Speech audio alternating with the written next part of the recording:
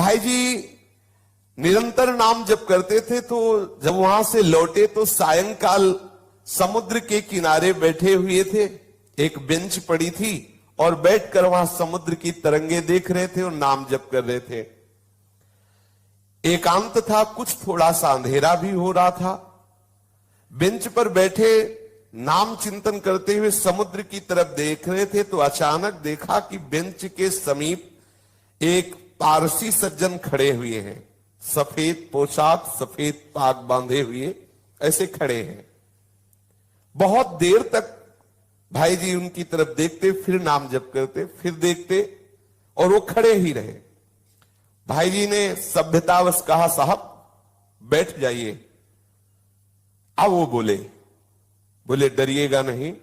भाई जी ने कहा, मैं क्यों डरूंगा? बोले नहीं, मैं कोई आदमी नहीं हूं, मैं प्रेत हूं।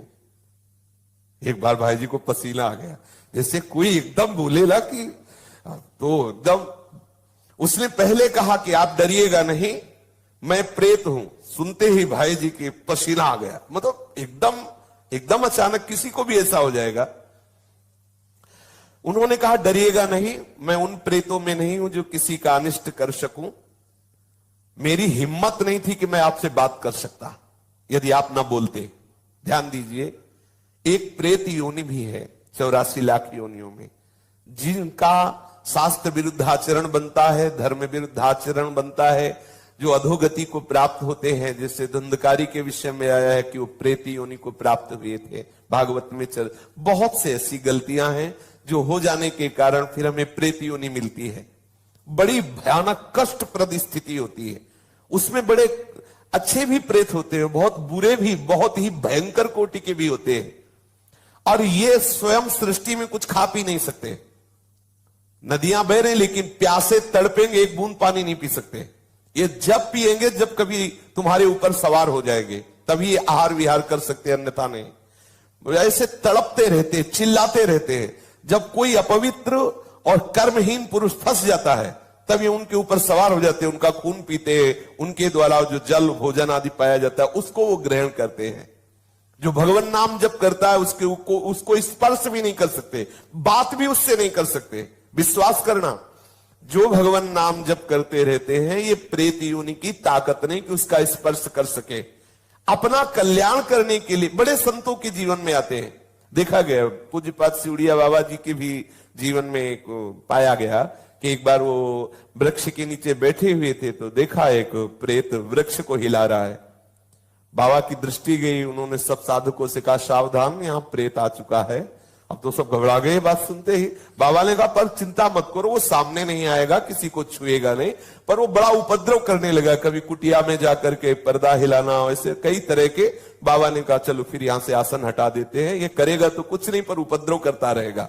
और तो ऐसा कई संतों के जीवन में ऐसी घटनाएं आती हैं, पर वो आपको डिस्टर्ब करने की चेष्टा करेंगे, आपको छू नहीं सकते।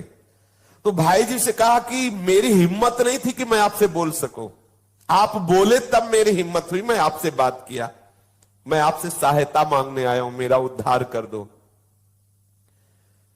भाई जी थोड़ा हिम्मत किए, जब वो बोला आपसे सहायता करने आया, आपका मैं अनिष्ट नहीं करूंगा, मुझ में ऐसी ताकत नहीं है कि मैं यहां किसी से भी बोल सकूं।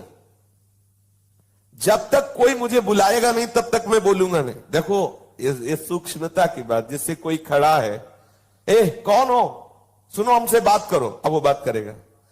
अगर आप ऐसा ना बोले तो इसीलिए बोलने की जरूरत क्या है। जैसे आप गंगा किनारे भ्रमण कर रहे हैं या कहीं कोई ऐसा दृश्य दिखाई देता, नेत्र नीचे कीजिए, चले जाइए। आपको अगर शंका है कोई खड़ा है क्या, क्यों शंका करो, चलो चुपचाप आगे बोलो, ए कौन है, सुनो बात करो हमसे, तो फिर बात कर लेगा तुमसे। वो कह रहे हैं, वो प्रेत बोला, हम लोगों के लिए आदेश, पूरी सृष्टि में मैं किसी को अपनी तरफ से नहीं छेड़ सकता जब तक कोई हमें न छेड़े।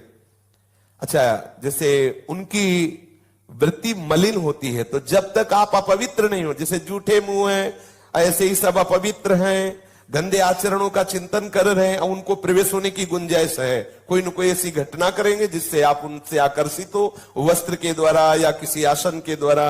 मान लो उनका ऐसा अपवित्र आसन है, अपवित्र वस्त्र है, जिससे किसी भी तरह उनका संयोग होने का है चांस, वो आप में प्रवेश कर जाएंगे। यदि आप नाम जापक हैं, पवित्र रहते हैं, तो कहीं भी भ्रमण करके देखा है, गंगा जी की परिक्रमा जब की तो कहीं भी कोई भी ऐसी घातक क्रिया नहीं। और जबकि जगह जगह स्मशान मिलते हैं, दोपहर में भी रात्रि में भी रुके, कभी ऐसा नहीं, कभी भगवान नाम जापक ऐसा डरे ना, पर अपनी तरफ से किसी से बोलने के लिए नहीं। कोई वस्तु पड़ी हो, कोई पद, ये सब नहीं छूना चाहिए। तुम्हें लगता है कि ये वस्त्र है, ये अटैची है, ये किसी की पर्स है, पता नहीं किस लक्षणों से युक्त है, तुम्हारी हानि कर दे, ऐसा कोई पड़ी हुई वस्तु न छुए, किसी से बोले ना, अपनी तरफ से किसी से वार्ता न करे। ये अगर ऐसे सावधान रहे तो है, प्रकृति में है 84 लाख योनियों में एक योनि, पर कभी ऐसे सहसा किसी को वो आक्रमण करके नष्ट नहीं करते, कोई घबराए नहीं, ऐसा तुमसे बढ़कर वो नहीं है, सबसे बड़े प्रेत तुम हो। यदि आप अपने में रहो तो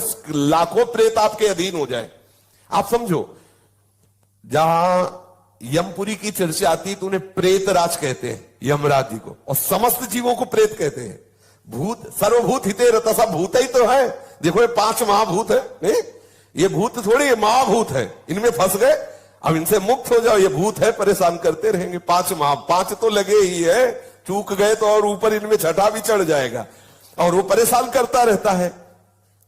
इसलिए मैं प्रतीक्षा कर रहा था कि आप बोले तो मेरी हिम्मत पड़े। भाई जी महाराज प्रेत से बोले, तुम क्या चाहते हो? बोले, मेरे पास बहुत सी शक्तियां हैं, मैं कोई साधारण प्रेत नहीं हूं, मुझे गीता याद है पूरी। वैसे तो कहते गीता के श्लोक बोलो तो प्रेत भग जाएगा, वो कह रहा मुझे गीता याद है पूरी गीता याद है मुझे। प्रेत लोक में बहुत दुर्गति हो रही, मैं बहुत घबरा गया हूं, वहां बहुत दंड मिलता है। देखो एक बात ध्यान रखनी कि यदि आप भगवत मार्ग में चल रहे, मनमानी गंदे आचरण करेंगे शास्त्र विरुद्ध, तो भगवान सब देख रहे हैं, डरो, इस बात से डरो, कहीं तुम्हारी दुर्गति ना हो। देखो बोला मैं, मुझे गीता याद, कंठस्थ 18 अध्याय। तो उन्होंने कहा कि आप तो पारसी हैं, आपका कैसे कल्याण होगा? आप किस पर श्रद्धा करते जो मैं वो क्रिया करूं आपका कल्याण हो जाए? तो उनका आप भगवान नाम कीर्तन करवा दीजिए और गया जी में श्राद्ध करवा दीजिए, मेरा कल्याण हो जाएगा। भाई जी महाराज उनसे बहुत से प्रेत लोक की जानकारियां ली, जीवन में कौन कैसे आचरण करता है, फिर मरता है तो कहां किस प्रेत योनि को प्राप्त होता है, उसने बहुत से परिचय बताए, बहुत से उन व्यक्तियों के नाम बताए जो भाई जी के परिचय के थे, मरे वो भूत बने, उनके भी बताए कि वो वहां अमुक अमुक गति को प्राप्त है। और बताया कि कुछ ऐसे भयंकर प्रेत होते हैं जिनको मतलब बस में करना बहुत कठिन होता है, अत्याचारी लोग जो भयंकर प्रकृति वाले, वो जब मरते हैं तो बहुत। अब जैसे कोई सतोगुणी है, थोड़ा साधन भजन शास्त्र स्वाध्याय करता है, लेकिन कोई भयंकर अपराध बन गया, गलती बन गई, तो ऐसी दुर्गति हो जाती है। जैसे विजय कृष्ण गोस्वामी जी के चरित्र में आता है कि वो परिक्रमा दे रहे थे, तो देखा वृंदावन में कुछ भक्तजन भंडारा कर रहे थे, तो उनको बुलाया विजय कृष्ण जी को कि आइए आप भी प्रसाद ले लीजिए। वो भक्तों का समुदाय है, 3 बजे सुबह परिक्रमा कर रहे थे, तो उन्होंने प्रसाद लिया, अपनी कुटिया में रख दिया, दिनचर्या करके जब उधर देखा तो उसमें सब गंदे पदार्थ, भक्ष्य पदार्थ। उनका ऐसा कैसे हो सकता है कि भक्त लोग इतने सब निकृष्ट पदार्थ, और सब मल की तरह दुर्गंध आए। दूसरे दिन फिर परिक्रमा की तो फिर वो समुदाय दिखाई दिया। तो उन्होंने कहा कि आप लोग कौन हो, ऐसे अभक्ष्य पदार्थ, ऐसे गंदे पदार्थ? तो बोले हम सब प्रेत हैं। यही वृंदावन की बात। बोले आप कैसे प्रेत बन गए? तब उन्होंने अपनी अपनी घटनाएं बताई। जैसे एक बताया कि श्री ठाकुर जी के लिए जो अमनिया आता है उसको हम बिना ठाकुर जी को अर्पित किए अपने प्रयोग में ले लिए, इसलिए हमारी गति बिगड़ गई। ध्यान देना है, जैसे जो भी वस्तु मान लो मंदिर आदि में है जो प्रभु के लिए आती है, सबसे पहले प्रभु को अर्पित हो। यदि आप वस्तु आई और अपने घर ले गए, अपने प्रयोग में किए, वो अपराध है। जिनके ले आई उनको अर्पित करो, आप प्रसाद भोक्ता बनो, अमनिया नहीं। कोई भी पदार्थ वैष्णव को अमनिया सेवन नहीं करना चाहिए। ऐसा नंदगांव के एक पुजारी की भी बात है। कई ऐसे दृश्य आते, इसलिए बहुत सावधान। जैसे एक प्रसंग हमने संतों से सुना कि किसी संत को संत सेवा के लिए कुछ अर्थ मिला और उनके भाई आए, उन्होंने कहा कि घर में बहुत समस्या है, अगर अर्थ मिल जाता तो हम कुछ दिनों बाद वापस कर देते। तो लाखों की उसमें संख्या में उन्होंने अर्थ अपने घर वालों को दिया।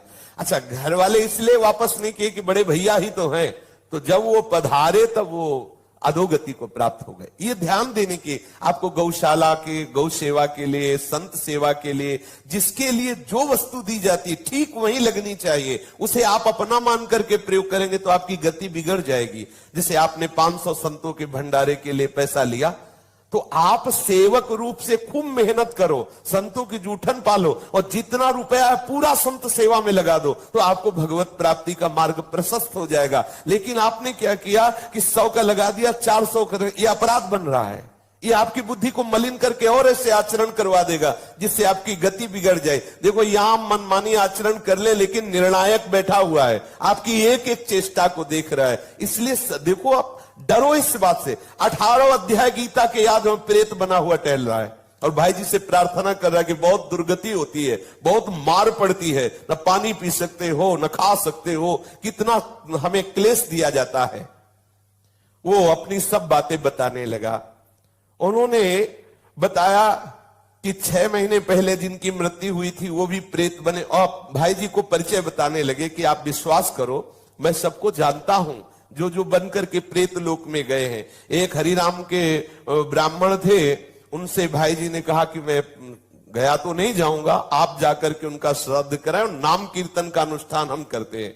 गया में उस प्रेत के लिए पिंडदान कराया और खूब नाम कीर्तन किया। जब पिंडदान और नाम कीर्तन उनके लिए पूरा हुआ तो चौपाटी में ही बैठे हुए तो फिर वो प्रेत आ गया और उसने बहुत अश्रु प्रवाह करते हुए कृतज्ञता से कहा, अब मेरा काम हो गया, मुझे प्रेत लोक से उद्धार किया जा रहा है, मैं आपकी बार बार कृपा मनाऊंगा कि आपने मेरे को दुर्गति से बचा लिया। मैंने प्रेत लोक की स्थिति, वहां के कौन कौन से जीव गए हैं, क्या क्या उनको दंड मिलता है, ये सब बहुत विस्तार से बातें की। भाई जी कह रहे हैं, और किसी किसी को लेकर के हमने उनसे बात की तो उन्होंने बताया कि नरकों का दंड है, मतलब यहां देखने को नहीं मिलता, ऐसे भयंकर कष्ट प्रेतों योनि में मिलते हैं। कोई नरक को झूठा न माने, परम सत्य है, ये सब मैं भोग रहा हूं। उस प्रेत ने बताया ये नरक सत्य है, एक एक सत्य है, पाप करने वालों को बहुत दुर्गति होती है, इसलिए मैं सबसे प्रार्थना करता हूं कि कोई कर्म बिगड़े ना। भाई जी ने कहा, मैं सबसे प्रार्थना करता हूं कि कोई कर्म बिगड़े ना, सावधान। अपने लोग समझते हैं कोई देख नहीं रहा, लेकिन जिनको देखना है, जिनको निर्णय करना है, वो तो निश्चित देख रहे हैं। भाई सावधान, हम बहुत डरते रहे, कोई अपराध न बने, कोई गलती न बने, इस जन्म में प्रिया प्रीतम मिल जाए, यही सार बात। श्री राधा वल्लभ लाल की जय।